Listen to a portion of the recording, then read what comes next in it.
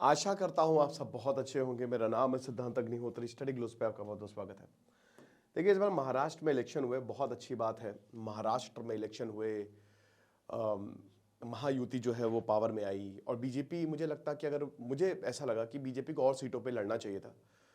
वो 288 में मतलब ले आती, अगर बीजेपी अपने बल पे ही 230 240 ला सकती थी, क्योंकि जितनी भाई 150 के करीब सीटों पे लड़ी और 122 के करीब लाई है ना उनकी सीटें, देख लीजिएगा थोड़ा सा। लेकिन यहाँ पे जो महायुति है उसने एकदम महाविकास अघाड़ी का सुपड़ा साफ कर दिया।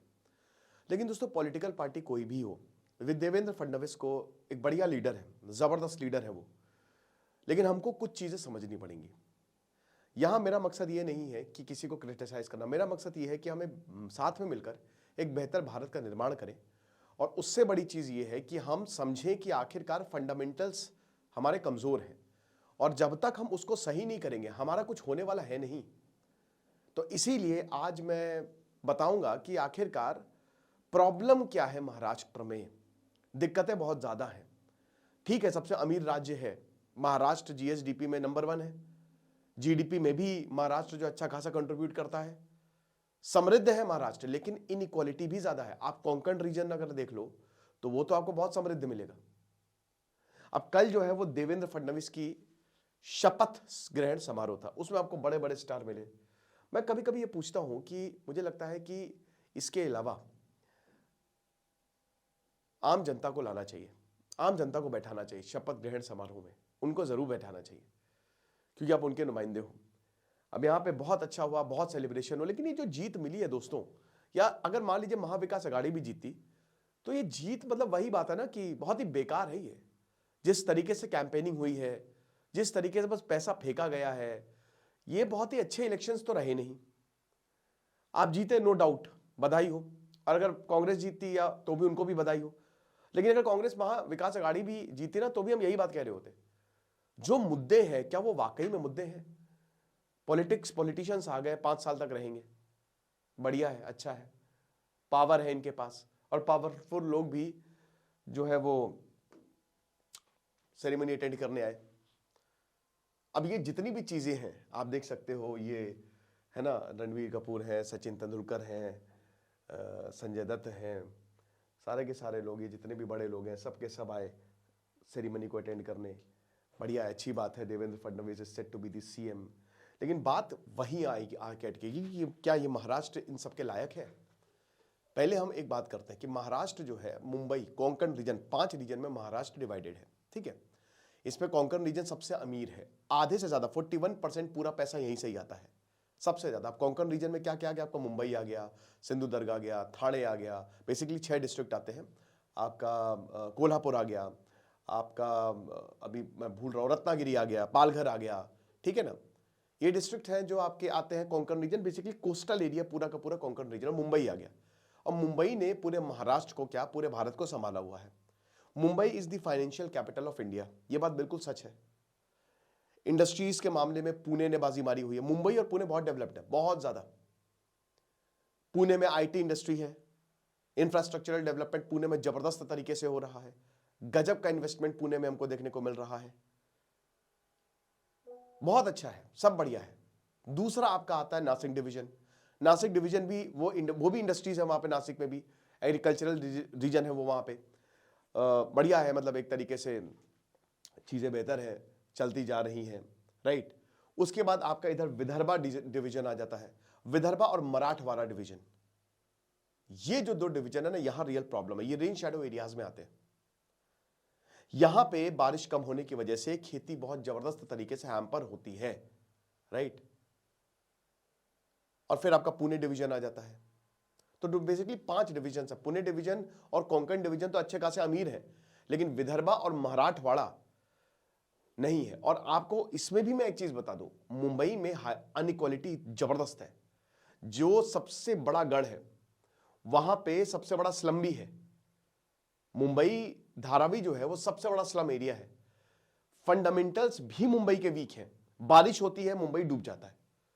बीएमसी को बार बार हम बोलते हैं कि भैया कुछ ठीक करिए, आप, नहीं हो पाता।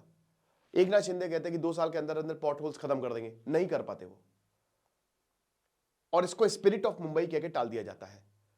लोकल ट्रेन में इतनी भीड़ होती है, इतनी भीड़ होती है, आम जनता ही तो चला रही मुंबई को, भयानक भीड़ हमको देखने को मिलती है। कितने लोग मर जाते हैं ट्रेन से गिरने वाले, 50,000 के करीब लोग मर जाते हैं जो ट्रेन से गिर जाते हैं इतनी भीड़ के कारण।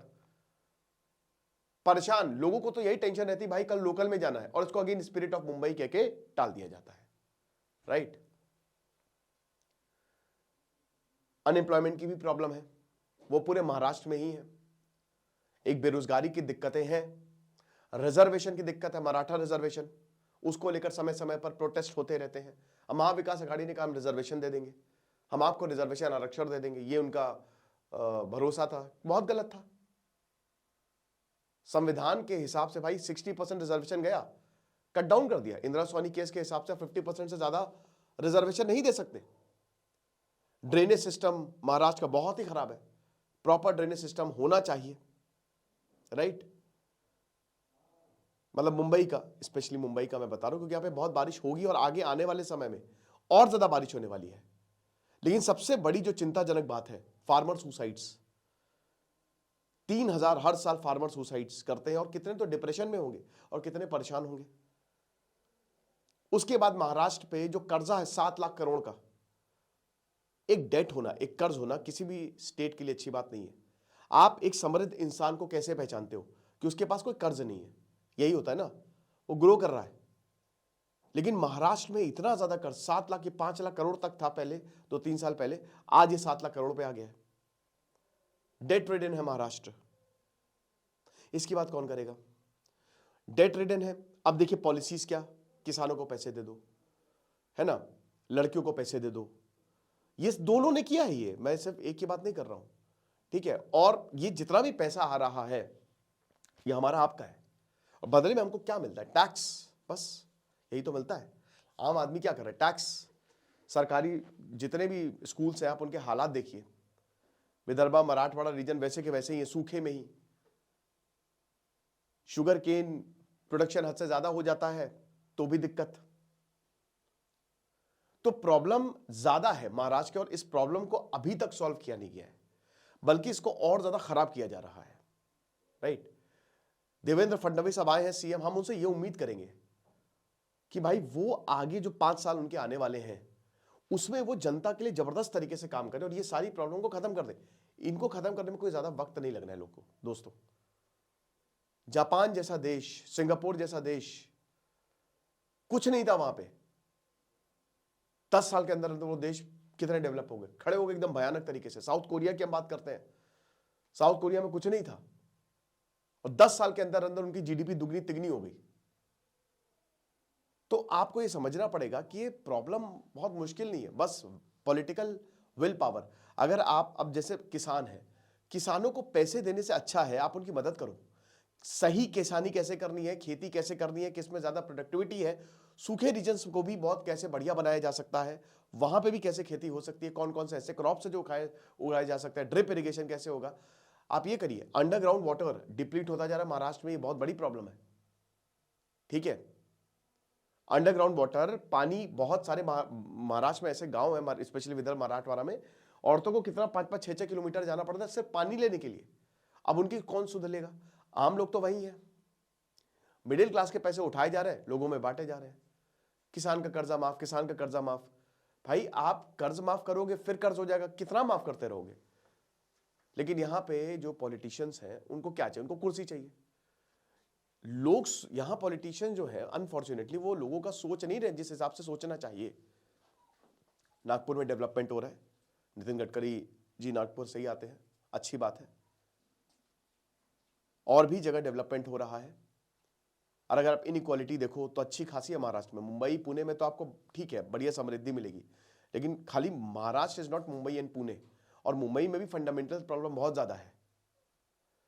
इन चीजों को ठीक करना प्रायोरिटी होनी चाहिए। शपथ ग्रहण समारोह हुआ, ठीक है, बढ़िया सेलिब्रिटीज है, बड़े बड़े सेलिब्रिटीज है, लेकिन एक राजा का यही फर्ज होता है कि वो जनता को कुछ रखे। अब यहां जनता क्या करे, चॉइस है नहीं। आपने उनको ये बता दिया हाँ ये इतने पैसे हैं, ये करेंगे वो करेंगे, कोई डेवलपमेंट प्रोजेक्ट्स नहीं, कुछ ऐसे नहीं। भाई मतलब ये चिंता की बात है। अगर आप देखो तो कोई सोल्यूशन नहीं, क्या करेंगे? कैसे किसानों को आत्महत्या, किसान समृद्ध होंगे। अभी भी यहाँ पे आप बता दूं कि जो ज़्यादातर ऑक्यूपेशन वो किसान ही है, एग्रीकल्चरल, क्योंकि भारत की आपको पता आधे से जनता किसानी में ही लगी हुई है। तो ये चीज़ों पे ध्यान देना पड़ेगा देवेंद्र फडणवीस को। इसमें मैंने पॉलिटिकल एनालिसिस किया था, ताकि महाराष्ट्र और कर्ज बढ़ता जा रहा है, ये बहुत चिंता की बात है। भारत के बहुत सारे ऐसे राज्य हैं जहाँ पे लगातार कर्ज बढ़ता जा रहा है, और ये वाकई में दोस्तों बहुत बड़ी चिंता की बात है। ये अगर केंद्र ना होता ना तो ये राज्य चल नहीं पाते। मुझे लगता है कि अब वक्त आ गया है कि इनकी कैबिनेट्स में कुछ ऐसे लोग हों जो कि इकोनॉमिस्ट हो, सोशल एक्टिविस्ट हो, इन्वायरमेंटलिस्ट हो, तभी चीजें बदलेंगी, वरना मुश्किल होगा। और हम यही उम्मीद करेंगे कि देवेंद्र फडणवीस बढ़िया लीडर है, बहुत जबरदस्त लीडर है, नो डाउट, वो इस चीज को करेंगे। और अगर नहीं करेंगे तो हमको याद दिलाना पड़ेगा। ये लेक्चर था, आई होप आपको समझ में आया होगा। बाकी चाणक्य नीति का कोर्स आप हमारा अवेल कर सकते हैं, ठीक है। चाणक्य ने तो बताया कि भाई राजा का हित प्रजा के हित में है, तो आप अवेल करिए कोर्स को, आपको बहुत ज्यादा फायदा होगा। Thank you so much.